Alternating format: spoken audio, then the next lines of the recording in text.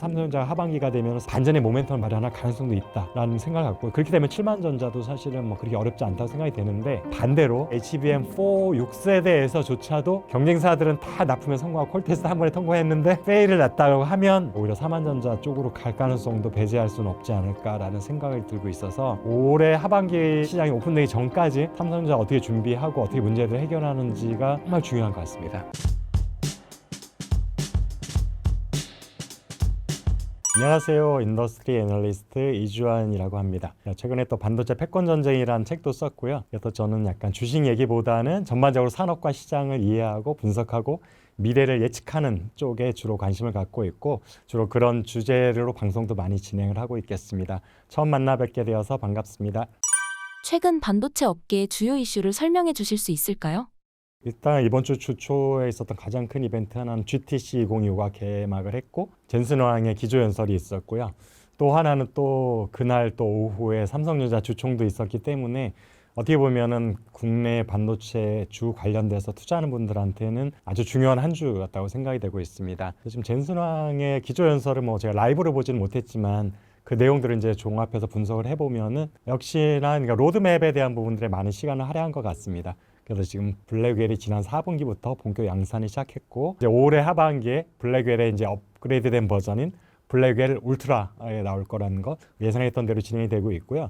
그리고 사실 보면 작년 이맘때쯤에 GTC 2024에서 루빈 칩이 먼저 언급이 되긴 했었거든요. 그 루빈 칩 언급했던 것들에 대한 좀 구체적인 일정들도 다시 한번 언급이 되어서 내년 하반기에 루빈 칩이 등장을 하고, 2027년도에는 거기에 또 업그레이드 버전인 루빈 울트라가 출시될 것이라고 얘기를 했는데, 여기서 재밌는 것들은 루빈을 칩에는 베라라는 자체 설계한 CPU가 탑재될 것이다 라고 얘기를 해서, 이 부분이 어떻게 보면은 저희들이 사전에 예상하지 못했던 이제 포인트 중에 하나라고 생각을 하고 있는데요. 그래서 베라도 결국에 이제 베라 루빈이 이제 한 사람의 이름인데, 그래서 베라를 본인들의 CPU의 이름으로 잡고 루빈은 본인들의 GPU, 그래서 베라 루빈 칩이라는 플레임을 이용해서 CPU와 GPU를 다 직접 설계해서 만든 자사 칩으로 만들겠다. 그게 2027년, 빠르면 2026년부터 시작될 것 같습니다. 그리고 이제 우리들 궁금했었던 루빈 이후에는 뭐가 등장을 할 것이냐, 이 부분에 대해서 일단 네이밍들이 항상 궁금하잖아요. 늘 엔비디아는 사람 이름, 과학자라든지 유명한 수학자라든지 천문학자 이름들을 많이 쓰고 있는데, 역시 2028년도에 출시될 새로운 아키텍처도 사람의 이름을 딴 파인만이라는 아키텍처를 설명을 했는데, 그냥 이름만 공개를 했습니다. 구체적으로 여기가 이제 루빈 칩과 어떤 면에서 차별화가 되고 어떻게 성능 개선이 있을 것이다, 이런 부분들에 대해서는 구체적인 언급은 없었고요. 그 얘기는 아직까지도 엔비디아에서도 이제 개발 초기 단계가 아닌가라고 생각이 되고 있습니다. 그리고 이제 젠슨왕 CEO의 우리가 관심이 있는 것들은 한국 기업들이 이제 HBM을 만들고 있어, 그게 이제 주로 엔비디아 가장 큰 중요한 고객인데, 그 부분에 어떻게 될 것이냐였었는데, 사실은 우리가 이전에 이미 저희 SK 최태원 회장하고 엔비디아 젠슨왕 회장 직접 만나기도 여러 번 했었고, 그때도 이미 우리가 그 만남과 대화를 통해서 예상했던 것처럼 올해 하반기에 출시되는 블랙웰 울트라, 그러니까 블랙웰 제품의 이제 업그레이드 버전이죠. 루빈이 나오기 전에 중간 버전이 있는데, 그런 식으로 해서 1년에 하나씩 새로운 제품을 출시를 하고 있는데, 아마 하반기로 예상이 되고 있는 블랙웰 울트라에는 HBM의 6세대인 HBM4가 탑재될 것 같습니다. 거의 확실시되고 있고, 이제 사실은 중요한 거는 여기에 어느 회사 제품이 이제 메인으로 들어갈 거냐 하는 것들이, 특히 삼성전자 투자자 입장에서는 여기에서 이제 삼성전자 지난 2년 동안에 부진을 많이 할 수 있을 것이냐, 그다음 계속 소외되는 느낌을 받고 있었는 AI 시장에서 다시금 동등하게 경쟁할 수 있는 선두 주자로 발돋움할 수 있을 것이냐 하는 것들이 궁금증인데, 그 부분이 결국에 하반기쯤에 결판이 날 것 같습니다. 그래서 저 개인적으로는 이미 4세대, 5세대는 지금 엔비디아 콜 테스트를 통과하는지 못하는지는 사실은 뭐 큰 중요하지는 않은 것 같아요. 이미 그 시장은 이미 물 건너 갔다고 저는 보고 있고, 거기에서 이제 매출 비중도 이제 울트라로 곧 넘어가고 있는 상황이기 때문에 4세대를 지금 잘 준비하는 것이 더 의미가 있다고 생각이 되어서, 아마도 올 하반기에 HBM4의 양산 시점에서 삼성전자가 SK 하이닉스나 마이크론 등 경쟁사와 동일하게 엔비디아에 본격 납품을 할 수 있게 된다면, 제 생각에는 주가에도 큰 모멘텀이 될 것 같고, 삼성전자를 바라보고 있는 언론과 투자자들의 우려감도 상당 부분 해소될 수 있지 않을까라는 기대를 갖고 있습니다. 이재용 회장의 작심 발언 어떻게 보셨나요? 이제 DS 부분뿐만 아니라 지금 삼성전자 전체에 대해서 위기감을 사실은 외부에서 더 심각하게 느끼고 있었는데 내부에서도 과연 느끼고 있는가라는 게 이제 궁금한 부분이었었잖아요. 특히 뭐 DS 부문장 같은 부분들은 이미 여러 번 메시지를 통해서 우리가 지금 위기 상황에 있다라는 것은 이제 어나운스 공식적으로 했었고 전사원들한테 메일을 보내기도 했었고, 근데 이재용 회장 같은 경우는 사실은 공식적인 그런 부분에 대한 언급이 없어서 정말 이 현재 상황을 알고 있는 거냐 지금 뭐 책임을 왜 지려고 하지 않느냐, 뭐 나서야 되지 않느냐, 이런 여러 가지 많은 궁금증들이 있었는데, 그런 면에서 최근에 뭐 직접은 아니고 영상 메시지긴 했었지만 삼성전자 전체 2,000명의 임원들이 모여서 하는 이제 약간 워크숍 비슷하게 했었던 회의에서 영상을 통해서 정말 강한 어조로서 지금 삼성전자가 처해 있는 상황과 우리가 예전에 우리의 모습이 아니다, 이런 부분들에 대해서 강조를 했었고, 죽음을 각오하고 해야지만 우리가 살아날 수 있다, 그렇지 않으면 우리가 생존할 수 있겠느냐라는 강한 메시지를 던졌습니다. 그래서 사실은 기대하기로는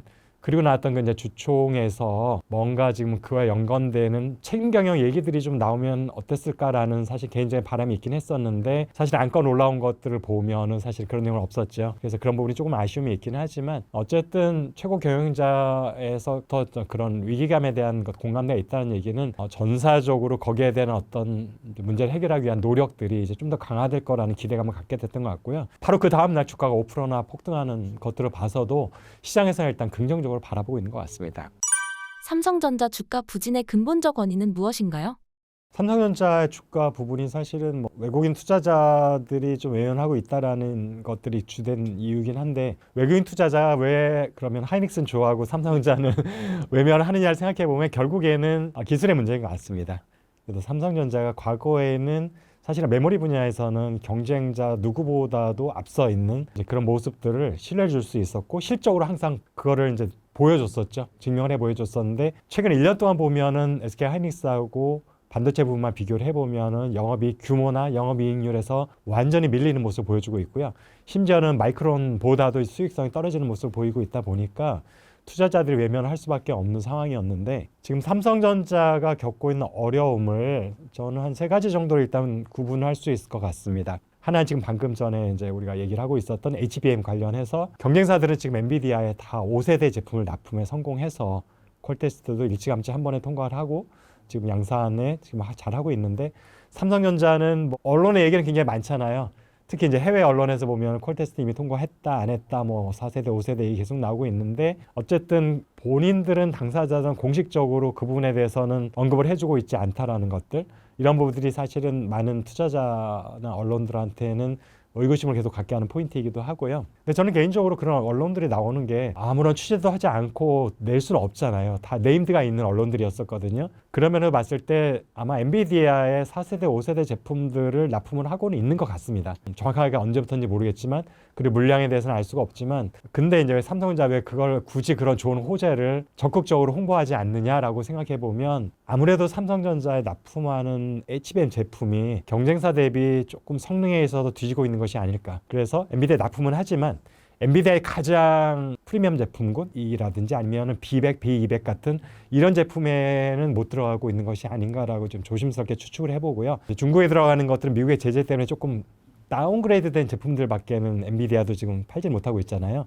그래서 H800, H20 이런 제품들이 있는데 아마도 그런 용도의 삼성전자 제품이 들어가고 있을 것 같다라는 이제 조심스러운 추측을 하고 있고, 이제 그러다 보니까 그게 딱히 경쟁사 대비 납품을 한다고 하더라도 어떤 뭐 굉장히 적극적으로 홍보를 하기에는 사실 그렇게 자랑할 만하지는 못한 것이 아닐까, 이런 추측도 좀 해보고 있습니다. 그래서 HBM 관련된 것들이 하나의 리스크이고, 그런데 잘 생각해 보면은 그러면 왜 HBM 제품이 유독 삼성전자는 콜테스트 통과가 어려움을 겪고 있을까? 초창기에는 작년에 5월 이후에 굉장히 많은 전문가들의 의견이 갈렸었습니다. 그래서 가장 먼저 나왔던 얘기들은 SK 하이닉스하고 삼성전자랑 HBM이라는 게 D램을 스택을 쌓는 거잖아요. 8단, 12단. 이제 쓰는데 방식이 달라요. 그래서 필링하는 방식이 다르다 보니까 삼성전자 MR 머퍼 방식이 지금 하이닉스의 그 방식이 삼성전자 취하고 있는 이제 필름 방식에 비해서 좀 더 유리한 방식이 아니냐, 좀 더 우세한 게 아니냐, 그런 이제 추측들이 있었는데, 그 후에 또 나온 얘기로는 뭐 발열 이슈도 나오고 설계 이슈도 나오고, 특히 올해 CES에서 젠스랑 회장이 아예 쐐기를 박았잖아요.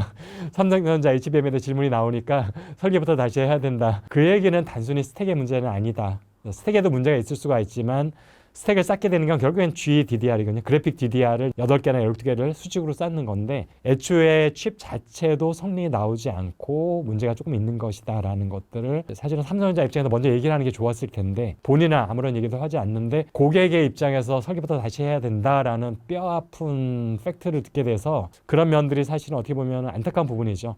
한국 기업들이 IR 쪽에 약하다라는 게 이런 것 같아요. 엔비디아도 그렇고 뭐 마이크로 인텔도 문제들이 많이 있잖아요. 보면은 그 주가가 폭락할 때도 있는데 그런 걸 숨기려고 하진 않아요. 그래서 우리는 이런 문제가 있다. 그래서 이 문제를 극복하려고 한다라고 해주면 오히려 그런 리스크를 줄일 수가 있는데 한국 기업들은 숨기려고 하는 게 일단 첫 번째 액션이다 보니까 그런 것들을 고객에서 듣기 전에 본인들의 입으로 먼저 했으면 아무런 타격이 없을 텐데 타격감이 더 크지 않았나라는 생각이 들기도 하고 그러다 보니까 HBM의 문제가 결국에는 스택의 문제도 있을 수 있지만 궁극적으로는 DRAM 칩 자체의 문제가 있다라는 것을 우리가 사실은 알 수가 있게 되었었고 그러다 보면은 자연스럽게 우리가 최근에 삼성전자가 DRAM 5세대 양산의 어려움을 겪고 있다. 수율이 잘 나오지 않고 있다. 뭐 이런 얘기가 나오고 있는데 그 두 개가 별개 문제가 아니구나라는 것들을 이제 인식을 하게 되는 거죠. 그러니까 결국에는 그래픽 DRAM을 쌓은 게 HBM인데 그래픽 DRAM 자체가 퍼포먼스가 나오지 않으면 그걸 쌓으면 문제가 점점 많아지는 거죠. 더 큰 문제로 누적되는 거기 때문에 HBM이 잘 나올 수 없는 건 당연하다. 그래서 제 생각에는 HBM이 갖고 있는 문제와 DRAM 자체에 갖고 있는 문제점들이 결국에는 한 뿌리를 갖고 있다라는 생각을 하게 되고요. 그 얘기는 어떻게 보면 더 큰 문제 아니야라고 얘기할 수도 있지만 하나의 문제가 해결되면 두 개의 문제가 같이 해결될 수 있다라는 긍정적인 결론을 내릴 수도 있는 거죠. 그래서 제가 올해 하반기에 잘만 하면 삼성전자 3개 문제, 지금 파운더리 문제, HBM 그다음에 그냥 DRAM 문제 중에서 파운더리는 조금 다른 이슈들이 많이 있으니까 HBM과 DRAM 이슈가 동시에 해결될 수가 있다면 그리고 해결되면 분명 동시에 될 가능성이 높고요. 그렇게 되면 삼성전자가 하반기가 되면 상당히 반전의 모멘텀을 마련할 가능성도 있다라는 생각을 갖고 그렇게 되면 7만전자도 사실은 뭐 그렇게 어렵지 않다고 생각이 되는데 반대로 삼성전자가 올 하반기 HBM4 6세대에서조차도 경쟁사들은 다 납품에 성공하고 콜테스트 한 번에 통과했는데 페일을 났다고 하면 7만전자가 아니라 오히려 4만전자 쪽으로 갈 가능성도 배제할 수는 없지 않을까라는 생각을 들고 있어서 올해 하반기 시장이 오픈되기 전까지 삼성전자 어떻게 준비하고 어떻게 문제들을 해결하는지가 정말 중요한 것 같습니다. 설계 이슈라는 것들은 이미 명확해진 거잖아요. 지난해까지만 해도 추측성이었었는데 올해부터는 이제 그 설계 이슈가 분명히 있다라는 것들을 인지했고 삼성전자 DS 부문 내에서도 분명히 설계부터 다시 해서 완전히 새로 하겠다라고 이미 공표를 했기 때문에 그러면은 설계 문제가 일단 해결이 돼야 그다음에 공정도 그다음에 따라서 문제를 해결할 수 있을 텐데 설계의 어려움을 겪고 있는 이유가 현재 설계 인적 자원의 문제라면 이건 몇 달 안에 해결되기 힘들죠. 갑자기 능력이 있는 설계 인력이 생기지는 않거든요. 그다음에 지금 사람들이 갑자기 몇 달 사이 실력이 확 늘 수도 없고 외부에서 영입을 한다 하더라도 그렇게 많은 충분한 인력들을 정말 훌륭한 사람을 영입을 많이 하기도 쉽지 않은 상황이다 보니까 그래서 만약에 설계 인력의 역량의 문제라면은 제가 볼 때는 시간이 좀 걸릴 것 같고요. 그런데 그 문제는 아닌데 이제 R&D가 사실은 어느 반도체 회사나 다 비슷하겠지만 완전히 선행을 연구하는 조직이 있을 거고요. 한 5년, 4년 뒤를 바라보면서 2, 3년 뒤를 준비하는 선행 조직이 있을 거고 바로 내년 양산을 목표로 하는 또 조직이 있을 거고요. 그다음에 양산을 한 조직이 있을 텐데 만약에 각각의 역량들은 다 충분히 있는데 A 조직에서 그 다음 조직으로 보낼 때 기술을 이전할 때 그 부분에서 뭔가 조직상의 문제라든지 협업이 잘 안 된다든지 이런 문화상의 문제라면은 그거는 사실은 최고 경영진에서 의지를 가지고 하면은 빠르게 좀 고칠 수 있는 부분이기도 하거든요. 몇 달이라는 시간은 굉장히 긴 시간이기 때문에 그래서 제가 좀 정확히 알 수가 없어서 지금 설계 쪽에 문제가 있다고 했을 때의 인력의 능력의 문제인지 저는 이제 바톤 터치라는 표현을 쓰는데 조직 간의 바톤 터치의 문제인지에 따라서 하반기까지면 충분히 해결이 될 가능성도 있고 역량의 문제라면 하반기가 된다고 딱히 뾰족한 수가 있을까라는 걱정이 좀 들기도 합니다. 이제 걱정이라고 하니까 꼭 나도 삼성전자 사람인 것 같은 느낌이 들긴 하지만 한국 국민이라면 누구나 사실은 삼성전자 잘 되는 걸 다 원하기 때문에 자연스럽게 그런 표현을 쓰게 되는 것 같고요. 그래서 지금 저의 답변은 어느 쪽인지 모르겠지만 진짜 원인이 뭐냐에 따라서 몇 개월 후에 가능할 수도 있지만 어려울 수도 있다. 두 가지 가능성을 보고 있습니다.